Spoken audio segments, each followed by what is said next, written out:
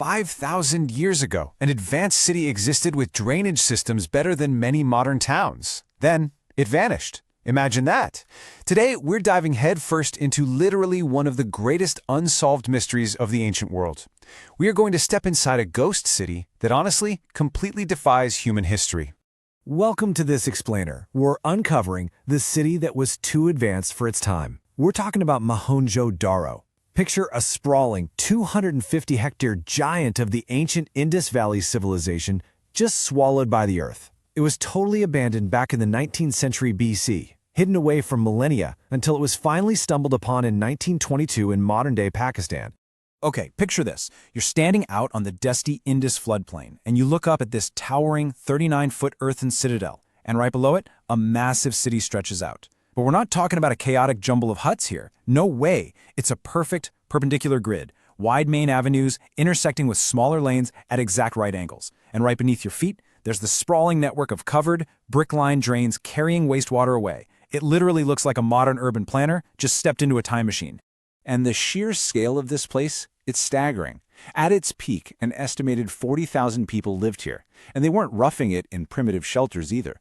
We're talking multi-storied brick homes with inner courtyards. Almost every single house had its own private bathing area, and the whole city was dotted with hundreds of public and private wells. Just incredible. But here is the ultimate cliffhanger, guys. Where did 40,000 people go? I mean, how does a society this massive, this unbelievably organized, just turn the lights out and disappear? Well, to solve the mystery of their death, we first have to figure out exactly how they lived. So looking inside those perfectly gridded residential blocks, what we find is absolutely amazing. Craft production, things like carving shells, working copper, making beads from carnelian, it wasn't isolated in some massive, dirty industrial zone. It was happening right inside normal, everyday households. It was this buzzing, decentralized network of artisans, basically working from home, but entirely connected to a massive citywide exchange. And their obsession with municipal engineering was just absolute. Get this, from the humblest home to the absolute largest public structure, every single brick followed a strictly enforced 1:2 to 4 size ratio. Every single brick. Their streets were rigidly perpendicular. They even had soak pits and inspection holes built in for sewer maintenance. I mean, this level of civic discipline for the Bronze Age is just mind-boggling. Which leads us to a profound, honestly, kind of eerie twist. Because despite all this massive infrastructure, archaeologists have found literally zero evidence of a king. Let that sink in. No ostentatious palaces, no grand temples, no royal tombs, no giant statues of some ruler demanding everyone's obedience. Nothing.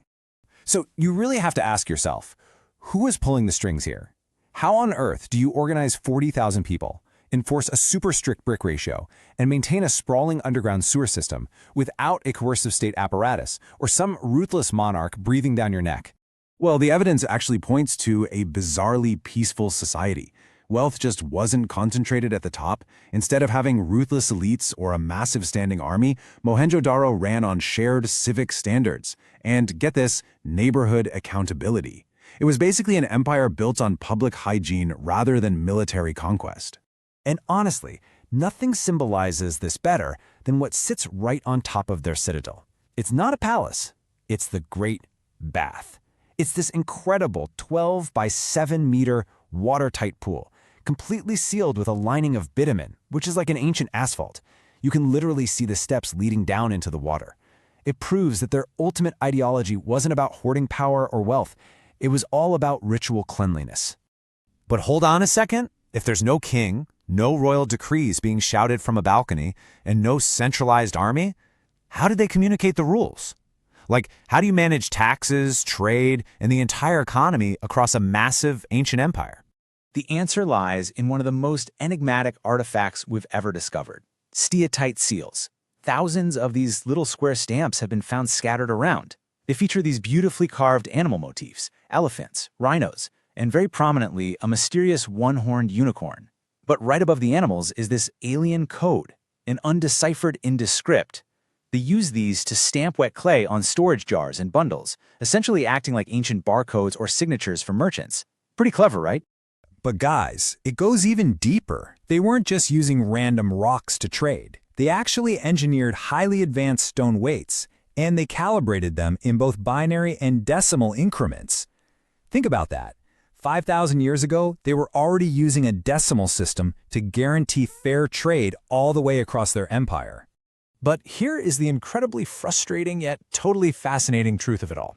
Despite having thousands of these seals and totally clear evidence of this sprawling, sophisticated administration, modern experts still cannot read a single word of their language. The Indus script remains entirely unbroken.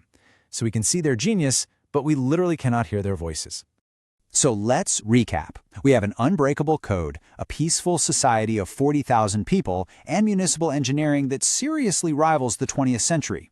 Which brings us right back to the ultimate question. Why did the system crash? What actually killed Mohenjo Daro? See, for decades, people loved the myth of a sudden, violent end. A dramatic invasion, a massacre, an overnight apocalypse. It makes for a great story. But the truth hidden down in the dirt is actually far more terrifying. They didn't die overnight.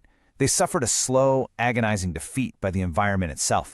Let's just quickly walk through the timeline here.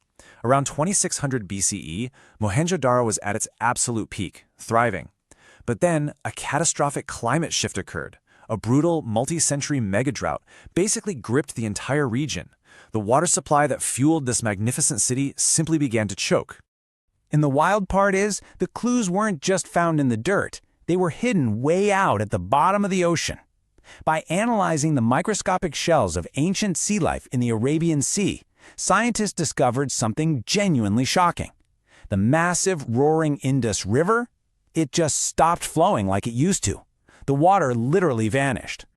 And here is the final, mind-blowing twist to this whole mystery. What actually caused this deadly megadrought? Well, the data points straight up to the sky. Shifts in global solar radiation fundamentally altered the monsoon winds. The sun's energy changed, and the rains just completely failed. Try to picture that bleak reality for a second. The mighty Indus River, the absolute lifeblood of their trade and their agriculture, starts shifting its course. The monsoons are failing year after year after year. The green surrounding fields turn into dry dust. And those perfectly gridded, bustling streets slowly begin to fall dead and silent as the desperate population is forced to abandon their home and migrate southeast just to survive. But listen, Mohenjo Daro didn't just go down without a fight. The bones of its last inhabitants reveal this brutal toll of extreme physical stress, rampant infectious disease, and starvation. They desperately built higher walls trying to avoid unpredictable floods, and they dug deeper and deeper wells to chase the retreating groundwater. They fought tooth and nail for centuries before finally having to walk away. They were absolute masters of water, ultimately defeated by the utter lack of it. Mohenjo Daro leaves us with a seriously haunting warning.